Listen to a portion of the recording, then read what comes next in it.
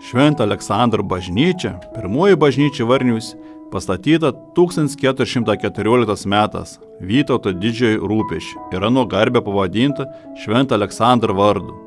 Per prabėgusius daugiau nei 600 metų, tuoj pat Vytoj, ta bažnyčia jau ir ketvirta. Dabartinė pastatyta 1779 metais.